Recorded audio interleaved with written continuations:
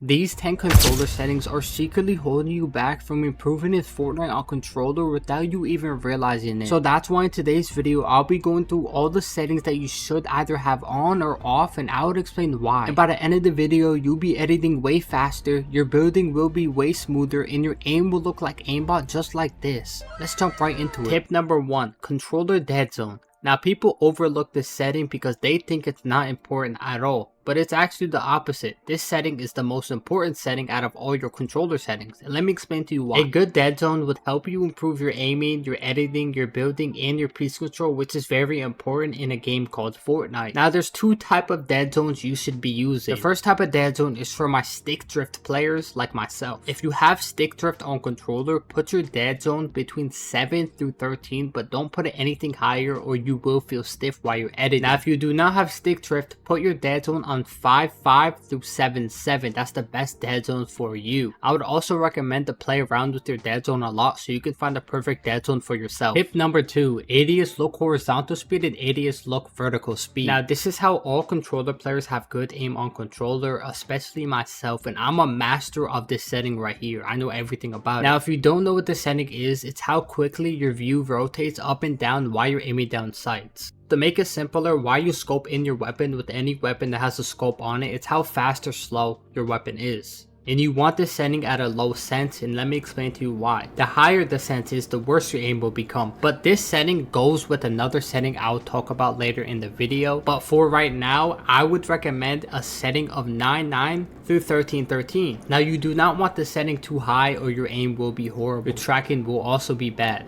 So I've always had this setting on 9.9. But if it's too slow for you, I would recommend 10.10, 13.13, but you want to have it at the same sense. So for example, you can't have it at 9.7, 8.7. It won't work that way. Tip number 3, scope speed multiplier. What this setting basically is, so for example, the tactical AR, we all know it has a scope on it, right? So once you scope in the tactical AR, it's how fast or slow you look around with your scope while you're scoping in, if that makes sense. But you should have this setting on 0.65 through 0.75. The reason being is because when you scope in with any weapon with the scope, you want it slower so you can track enemies easier and better, and your aim will become insane. And let me know what you guys play on. You guys play on console, PS4, PS5, Nintendo Switch, PC? I'm genuinely curious. Me, I play on PC.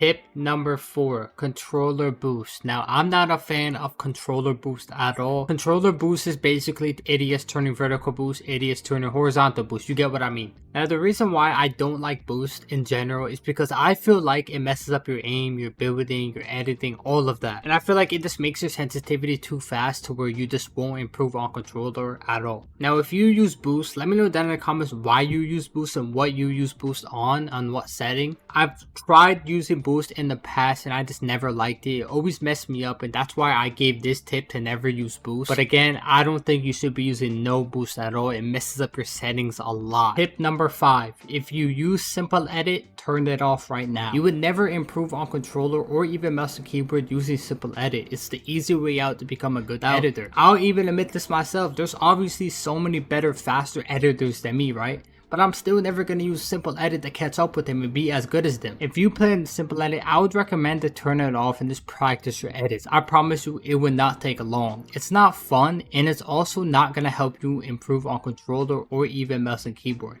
Just practice your edits and I believe in you, bro. Just don't use simple edit. But again, I'm not going to force something on you guys. If you guys want to use simple edit, obviously I can't force you not to use simple edit. I'm just saying, if you actually want to become and improve a good controller player, don't use simple edit and just practice your actual edits. Tip number 6. I know this isn't really a controller setting, but if you play PC on controller, yes, it's a setting. And that's not to use Direct 11 or Direct 12, and make sure you use performance mode for the best performance possible. Even if you have a god PC, I'll be real with you, you would still want performance mode to get the less delay possible so you can edit faster and so you can get the most zero delay possible. Tip number 7, if you guys remember in tip number 2, I said there's another setting that goes with this setting right here, so this is what it is. And that's either to play on linear or exponential. I'm not gonna go in crazy details because I really could, but I would explain to you guys which is better and why. First off, linear is way better than exponential by like 1000%, and we all know this. Now the reason being linear is better because linear is a raw input to where you can control your sense how you would like. Compared to exponential, you cannot do that. Expo is just a way slower sense, meaning if you're on linear, your game's gonna feel way smoother because you can control it more and your edits are gonna be way better and consistent.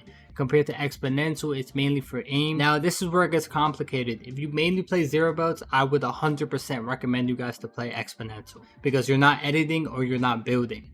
But I know some zero belt players that play on linear and they're really good, so it really depends on what you like and how you like them play. I would assume majority of you guys watching this try linear and exponential, so see what is best for you and pick what you like. But again, linear by 1000% is 100% better in my opinion, but again, I can't force you to play on a sensitivity you don't like to play on. Tip number 8, you have to make sure you have optimal and good binds. If you don't have optimal and good binds, you're just stopping yourself from improving on controller fast. Now majority of controller players obviously edit with left stick, but if you guys didn't know, claw and paddle players, some of them edit with B. So I can only talk about this for non-claw, non-paddles because that's what I play on. So I'll just go through my binds real quick so you guys have the best optimal non-claw, non-paddle binds. So I changed 4 things in my controller binds. I obviously edit with my left stick. My switch mode/edit is right on my D-pad so I can get less delay while I'm editing. I sprint with down on my D-pad. My jump is my right stick, and that's the best optimal non-claw, non-paddle binds. Let me know down in the comments what non-claw, non-paddle binds you guys use, or if you play claw or paddles, let me know what you guys use to edit with. So the reason why I made optimal binds a controller tip is because most controller players overlook their binds. If you don't know, your binds can help you edit faster,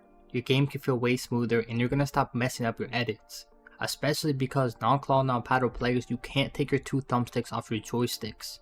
That's why I changed my jump button to right stick so I don't have to take my thumbs off my joystick, so I don't have to press A every time I jump. It's gonna get time to get used to these binds, so I would recommend these probably are the best non-claw, non-paddle binds.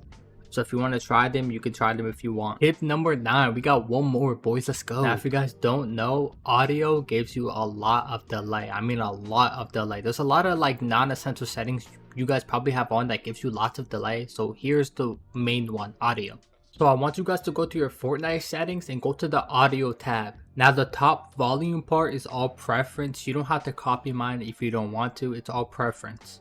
But the bottom part, when you see sound, you're going to see sound quality, 3D headphones, and background audio, and you want to turn all of them off. So for example, sound quality, it literally says set the sound quality high, quality sounds better but may decrease performance. So you obviously want to turn it off. And the same thing with 3D headphones and background audio, make sure you have it off. Then you want to make sure you have sound effects on so you can see enemies' footsteps. Then you want to click on option subtitles to turn all of your subtitles off to make it easier for you guys. So you get the less delay possible while you're editing, you're free building, in your game with this feel way smoother. Can't believe I made it this far.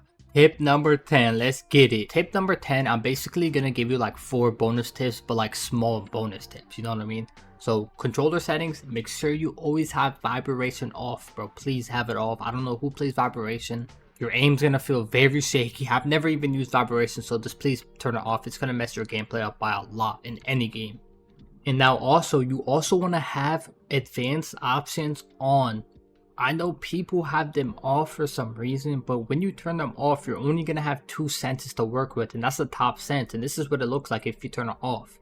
When you turn it on, you can customize your sense and how you would want, so make sure you always have advanced options on. If any of the tips I said in this video helped you, please don't forget to drop a like in this video so I can drop more tip videos just like this. And please consider to use code XMAR2X in the Fortnite item shop, which would help me and support me so much. Other than that, I'm gonna see you guys in the next video, and everyone have a blessed and safe day today. Peace out, bro.